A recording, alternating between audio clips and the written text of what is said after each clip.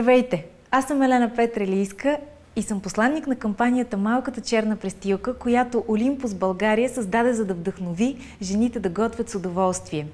Знам, че жените в днешно време са изключително заети. Опитват се да правят хиляди неща наведнъж.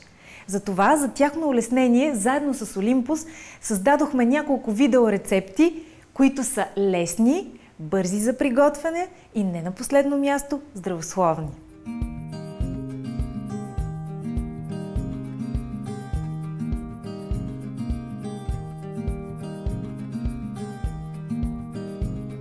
Днешната рецепта носи звучното име лодки с маслини и извара.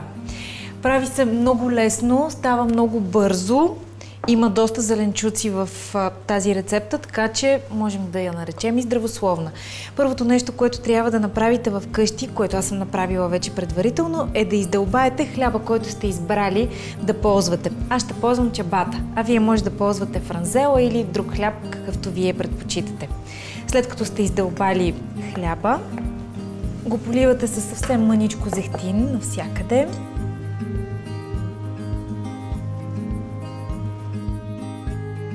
И след като вече сте добавили зехтин върху вашите лодки,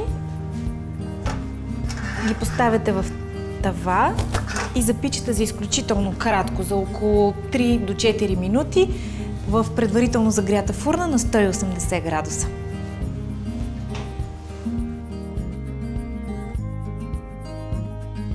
През това време се заемаме с приготвянето на плънката за тези лодки. Слагаме зехтин да се загрее. Накълцваме няколко стръка пресен лук.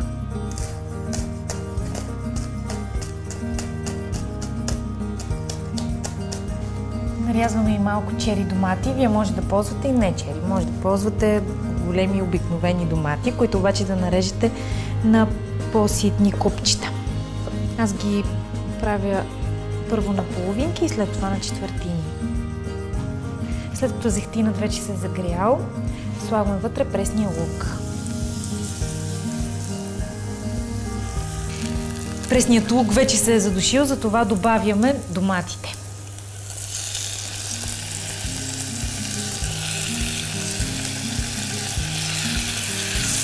И разбъркваме. Подправяме с сол и черен пипер.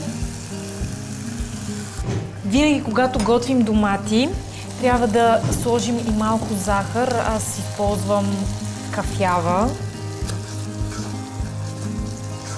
Добавяме и маслините вътре.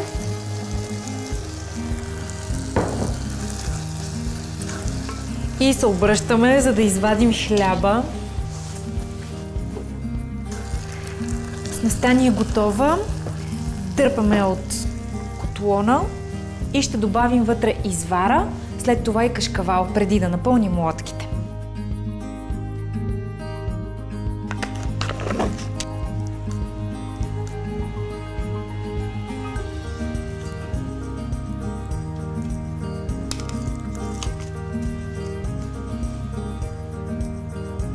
За 3 лодки са ви необходими около 200 грама извара, не повече, 150 до 200 грама извара.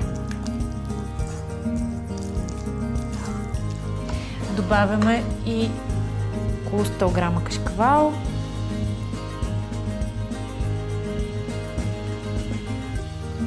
И сега сме готови да напълним лодките.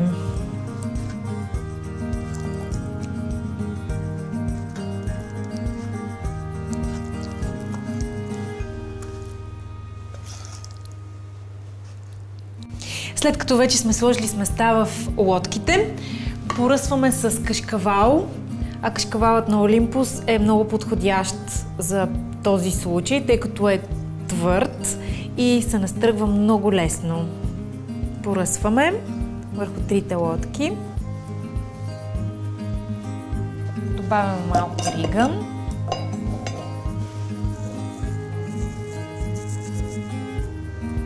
И връщаме обратно във фурната за още 7-8 минути, само докато се запече.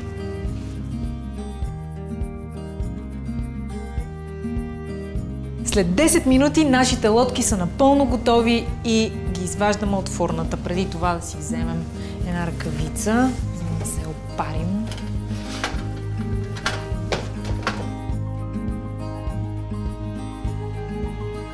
Готови сме да сервираме нашите прекрасни лодки, които са запечени. Подреждаме ги. И аз ви предлагам да ги сервираме с една свежа салата. Подправена просто с зехтин.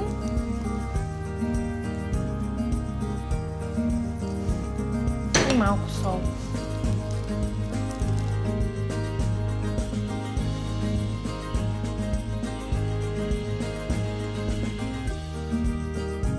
Просто истинско.